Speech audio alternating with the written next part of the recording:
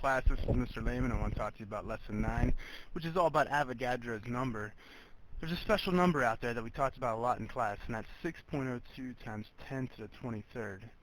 This is equal to, moving our decimal place 23 places to the right, 602 sextillions. That's 602 with 21 zeros on the ends. So it's 12, 13, 14, 15, 16, 17, 18, 19, 20, 21. So if you have one mole of something, you have 602 sextillion of it. This huge, huge, huge number. So where did this number come from? Well, it was an Italian scientist, Amedeo Avogadro, who determined this magic number, this special number. And so what he determined is that if you have one atom of copper, if you have one atom of copper, it's going to weigh 63.55 AMUs, atomic mass units, a super, super tiny mass.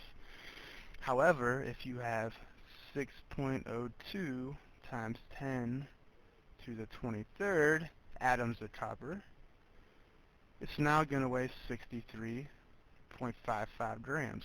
That's pretty cool, right?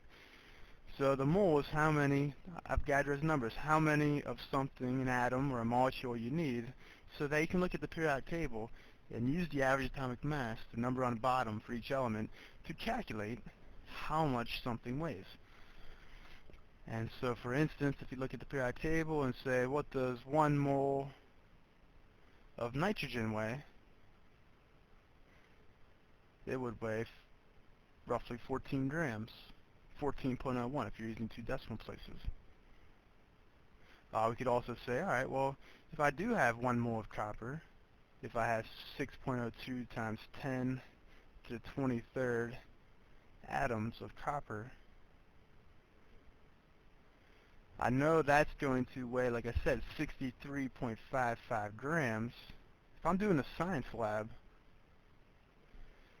and my teacher tells me that I need 10 grams of copper, and I weigh out 10 grams of copper, I am now able, using the same math that I use for lentils and rice, I'm now able to figure out how many atoms that I'm dealing with here. It's pretty cool, right? So I can cross-multiply and solve. If there are this many atoms that weigh this much of copper, then how many atoms weigh this much? So it would be less than this, so probably about 7 times less than that. So that's something we'll be able to do. We'll get to that in lesson 10 or 11. We also practice with scientific notation. And for scientific notation, we said that if you have a really tiny number, if you have a number smaller than 1, whenever you convert it to scientific notation, it's going to have a negative exponent. And so if I want to convert this number to scientific notation, the short way, I got to figure out, well, how many places do I have to move the decimal point so that I get a number between 1 and 10? So I have to move my decimal point over 5 spots to get a number between 1 and 10, in this case 5.5. And so because I made this 5 places bigger, my exponent has to be to the -5th, indicating 5 times less. So whatever I do to the front number, I have to do the opposite to the back number. Let's say we're starting out with a big number.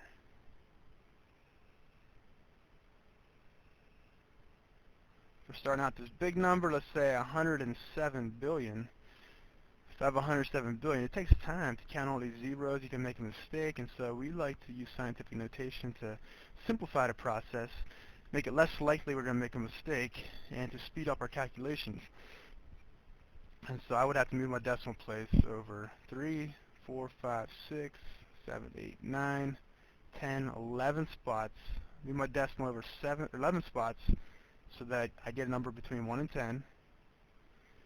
And because I made the number 11 times smaller, I have to make my exponent a positive 11, not a negative 11.